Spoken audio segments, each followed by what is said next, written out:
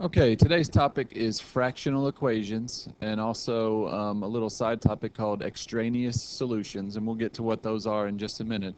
But we've been dealing with rational functions. We've added them and subtracted them and decomposed them and multiplied them and divided them and graphed them.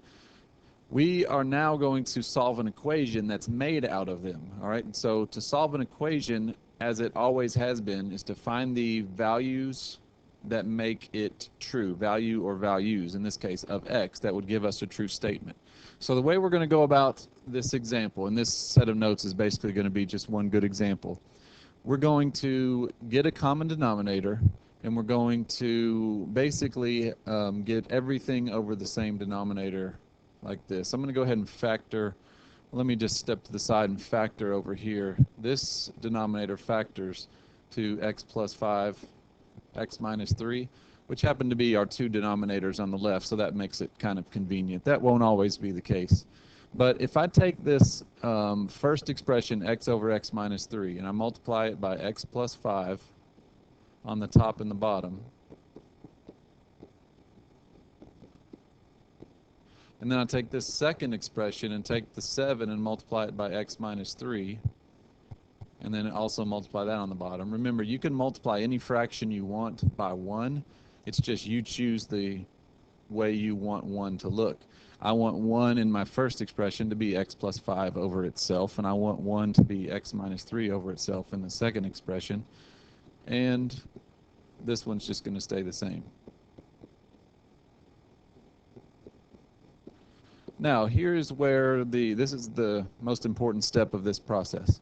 What I want to do essentially is multiply every single part by x minus 3 times x plus 5.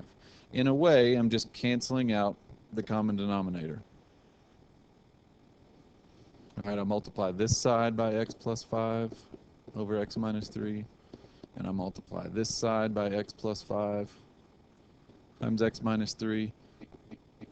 And nothing gets affected on the top because all that multiplication does is cancel out the denominator. Now, my next question is this. When I cancel all those out,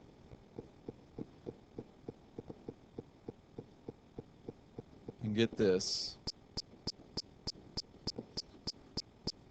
is what I had before I canceled equivalent to what I have after I canceled?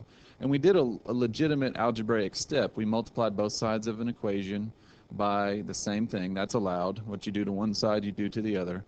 I just multiplied and canceled those denominators. So what's the difference, if anything? Here's the difference. This step that we just took, it allows numbers back in that were not allowed in the first place. Think about our original equation. X is not allowed to be 3, and x is not allowed to be negative 5, because those values are not in our domain. They are not going to make our original equation true because they're not allowed to be plugged into our original equation anyway.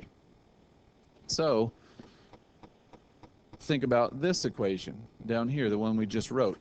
Are x equals 3 and x equals negative 5 going to be no-nos in this equation?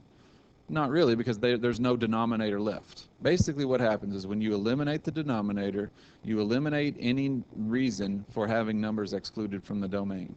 So if we get 3 or negative 5 as an answer in a minute, then even though it looks like it should be the answer, it's not. That's called an extraneous solution. It satisfies the transformed equation, but it is not a solution to the original problem. My question is still this original problem. What x's make this true? And 3 and 5 cannot make it true, because if it's undefined because of having a 0 in the bottom, then it's not part of the solution. So let's see what we get. Sometimes those values that are not allowed in the domain will turn up as solutions. Sometimes they will not. We just have to solve. Okay, so we solve. Let's distribute this x squared plus 5x minus 7x plus 21. That plus 21 right there is a big source of errors. A lot of people will put minus 21. And now what kind of equation is this? This is a quadratic equation. Every time you see a quadratic equation, you should make one side 0. So I've got negative 2x when I combine like terms, and then I have 21, and I'm going to subtract 24 from both sides to get minus 3. Every time you get a squared, a quadratic equation, make one side 0. Now there's two different paths we can take. We can use the quadratic formula, works every time, or we might be able to factor it and make our lives simpler. This is going to factor nicely to x minus 3, x plus 1. Why is that simpler? Well, now I know my two solutions are x equals 3 and x equals negative 1. Now, these two values make a true statement anytime after this transformation. But remember, 3 is not allowed to be an answer because I'm looking for answers to the original question, and 3 is not an answer. 3 makes it undefined. It does not make it a true statement. So what we will say when this is all said and done to get our final answers is this. My solutions are negative 1 and 3 is extraneous. I'm not real picky on what kind of notation you use to give me your answers, but you need to somehow say that negative 1 is your answer and that 3 would have been an answer, but it's extraneous because it was not a part of the domain originally. I don't really care how you express that, but you cannot just say 3 and negative 1. You cannot just say negative 1. You have to somehow say that 3 would have been, but we threw it out because it was not in the domain. All right, I don't want to do a whole another whole example, but I'm going to get one set up for you.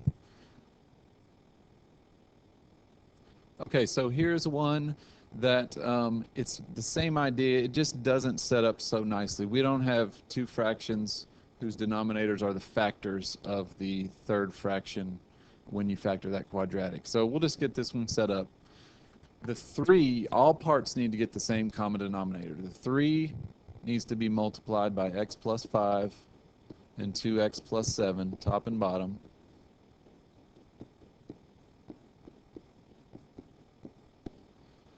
The 22 needs to be multiplied by 2x plus 7.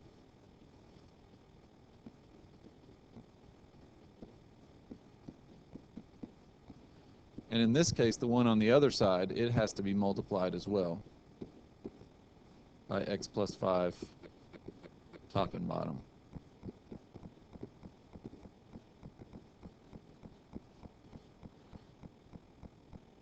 And then the next thing you're going to do is cancel out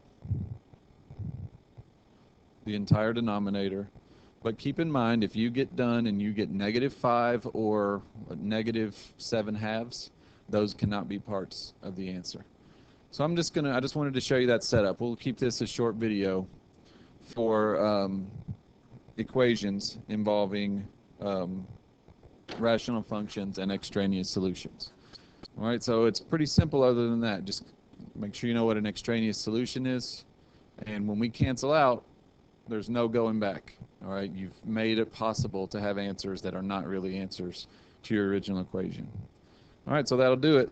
It's a short one, 7:10. I will see you in class. Young out.